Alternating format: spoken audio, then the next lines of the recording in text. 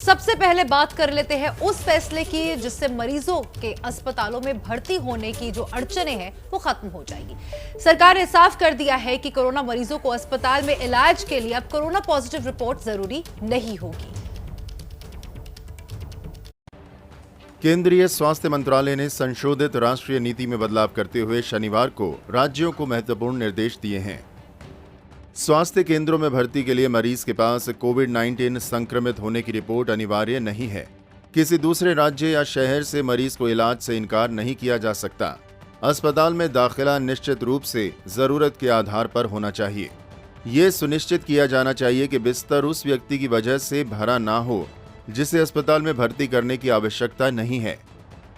स्वास्थ्य मंत्रालय ने राज्यों और केंद्र शासित प्रदेशों के मुख्य सचिवों से कहा है कि वे 3 दिनों में इन निर्देशों को शामिल करते हुए आवश्यक आदेश जारी करें। ये तब तक प्रभावी रहेंगे जब तक पूरे देश के लिए एक नीति नहीं बन जाती। और देखिए, आपको बता दें, देश के लिए बड़ी खुशखबरी है। डीआरडीओ ने एक दवा विकसित किया है जो कोरोना से लड़ने में बेहद कारगर है। सवाल है कि क्या कोरोना युद्ध में ये दवा गेम चेंजर साबित होगी?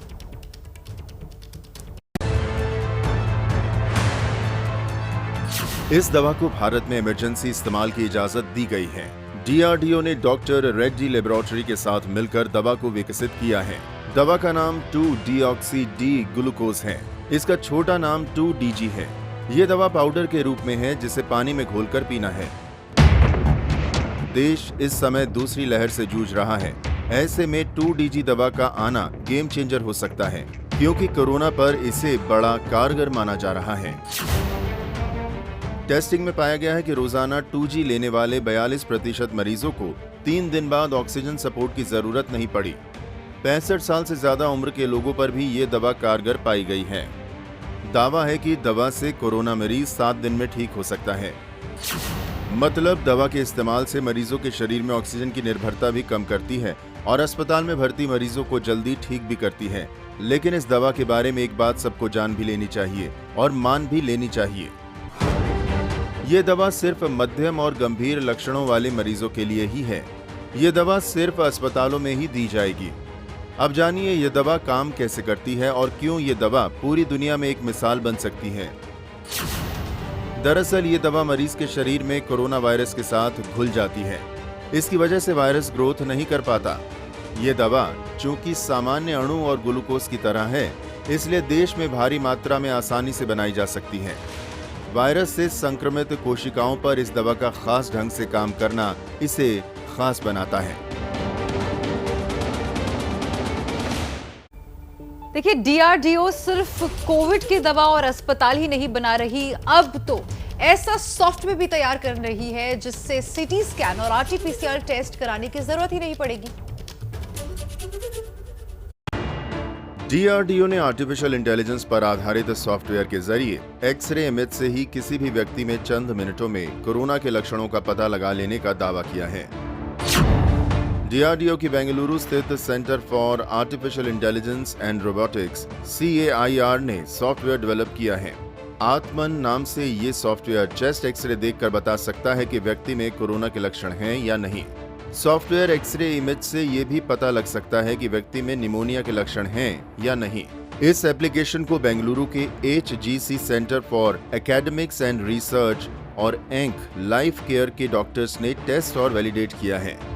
इस एप्लीकेशन से सबसे बड़ा फायदा ये होगा कि RT-PCR रिपोर्ट में जहां 24 से 36 घंटे लगते हैं, वहीं ये कुछ ही मिनटों में रिपोर्ट दे देता है। इस एप्लीकेशन के आने से अब तक चेस्ट में इन्फेक्शन का पता लगाने के लिए किए जाने वाले चेस्ट CT स्कैन कराने की जरूरत भी नहीं पड़ेगी।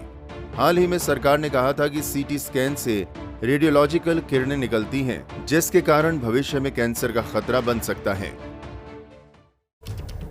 देखिए, देश की सड़कों के जरिए सांसों की सप्लाई करने वाले ऑक्सीजन टैंकरों के रास्ते में आने वाली रुकावटों को दूर कर दिया गया है। अब ऑक्सीजन टैंकर किसी भी टोल प्लाजा पर नहीं रुकने वाले। दौड़ते भागते ऑक्सीजन टैंकरों की सुस्त चाल कई जिंदगियों को भारी पड़ने लगती है। टैंकरों की रफ्तार धीमी होने का मतलब है कहीं किसी मरीज की सांसों पर संकट। अब इसी संकट को दूर करने के लिए NHAI ने बड़ा फैसला किया है। ऑक्सीजन टैंकरों से अगले आदेश तक टोल टैक्स नहीं लिया जाएगा। ऑक्सीजन पहुंचाने वाली गाड़ियों को एम्बुलेंस का दर्जा दिया जाएगा, यानी टैंकरों की आवाजाही में कोई रुकावट नहीं आने दी जाएगी। देश के अलग अलग राज्यों में ऑक्सीजन सप्लाई तेज करने के लिए रेलवे ग्रीन कॉरिडोर बनाकर ऑक्सीजन एक्सप्रेस पहले से चला रहा है। अब हाईवे पर भी टैंकरों का रास्ता बिल्कुल साफ कर दिया गया है। देखिए, कोरोना को मात देने के लिए भारत सरकार वैक्सीनेशन को बढ़ाने की फिलहाल तैयारी कर रही है। क्या है ये पूरी तैयारी, इस रिपोर्ट के जरिए आप समझिए।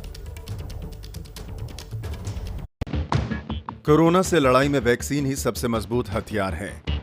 अब भारत ने वैक्सीनेशन कार्यक्रम को तेजी देने के लिए तैयारी कर ली है। भारत सरकार ने सीरम इंस्टीट्यूट के प्रमुख आदर पूनावाला से बात कर जरूरी कच्चे माल की शिकायत को दूर करने का भरोसा दिया।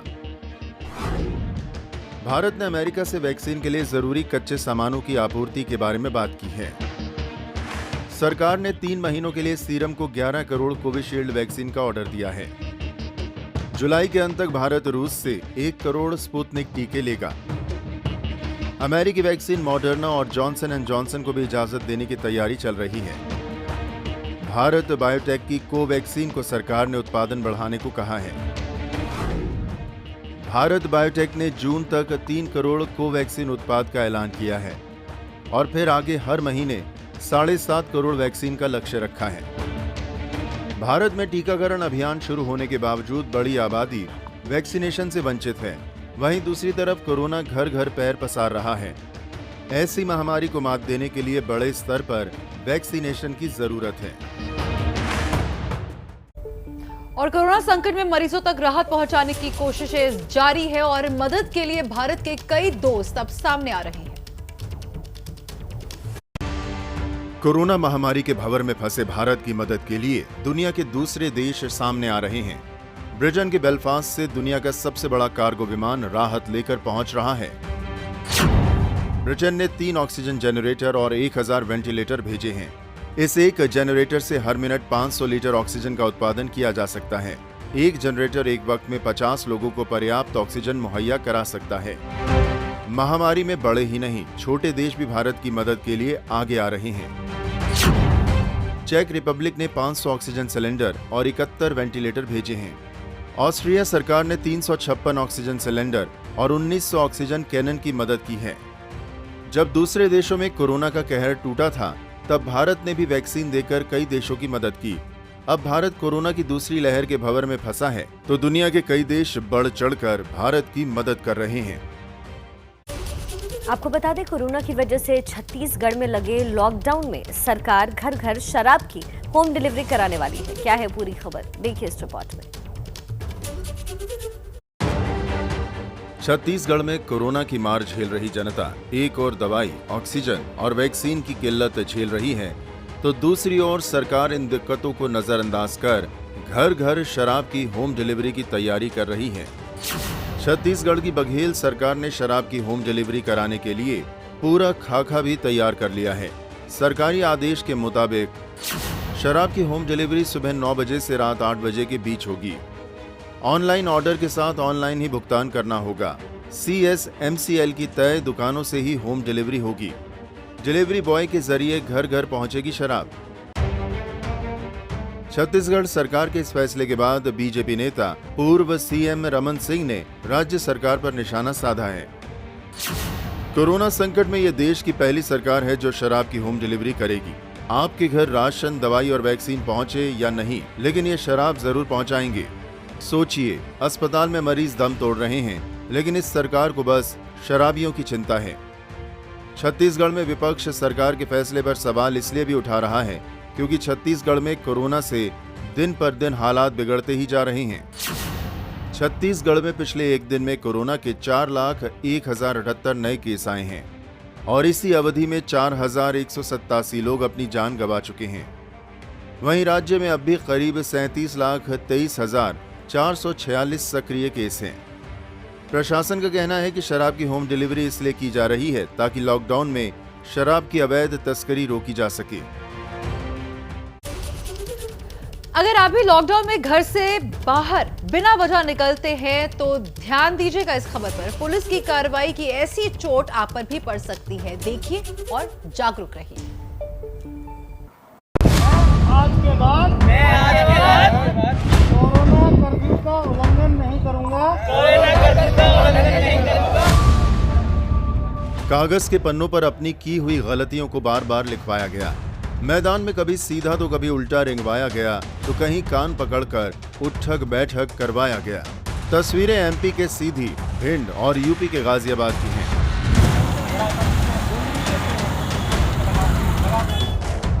जहां कोरोना में लगे कर्फ्यू में कुछ लोग बिना कारण घर से बाहर निकले थे, फिर पुलिस की कार्रवाई की ऐसी तस्वीरें सामने आई। कोरोना कर्फ्यू का उल्लंघन नहीं करूंगा। कहते हैं अपनी गलतियों को बार बार लिखने से दूसरी बार गलती करने की गुंजाइश कम हो जाती है। शायद इसीलिए मध्य प्रदेश की पुलिस भी यही करवाने की कोशिश कर रही है, ताकि लोग दोबारा बिना किसी काम के घर से बाहर तफरी पर ना निकलें। तुम 2 गज की दूरी बना के बैठो। अब इसमें लिखना है घर में रहें, सुरक्षित रहें, है ना? नहीं, प्राण निकल जाएंगे अभी लिखते लिखते। रुक जाओ। सीधी में मंचलों की क्लास सड़क पर ही लगाई गई। 44 पन्नों की कॉपी पर घर पर रहें, सुरक्षित रहें लिखवाया गया। तो वहीं भिंड की पुलिस इन बदमाशों को पकड़कर अस्थायी जेल ले आई, जहां बाकायदा कागज कलम देकर इनसे 100 बार मैं कोरोना कर्फ्यू का उल्लंघन नहीं करूंगा लिखवाया गया। ऐसा नहीं लिखना, होशियार, पूरा यहाँ तक भरना चाहिए। घर में रहें, सुरक्षित रहें, घर में रहें, सुरक्षित, 3 बार लिखना है एक लाइन में। यूपी के गाजियाबाद में भी कुछ ऐसा ही देखने को मिला। जब कोरोना से लगे लॉकडाउन को ना मानकर कुछ लोग सड़क पर बिना कारण निकले, तो पुलिस ने रोककर उनसे सड़क किनारे ही उठक बैठक करवा दिया और साथ ही सख्त निर्देश दिए कि दोबारा ऐसा करने पर कानूनी कार्रवाई के लिए तैयार रहें।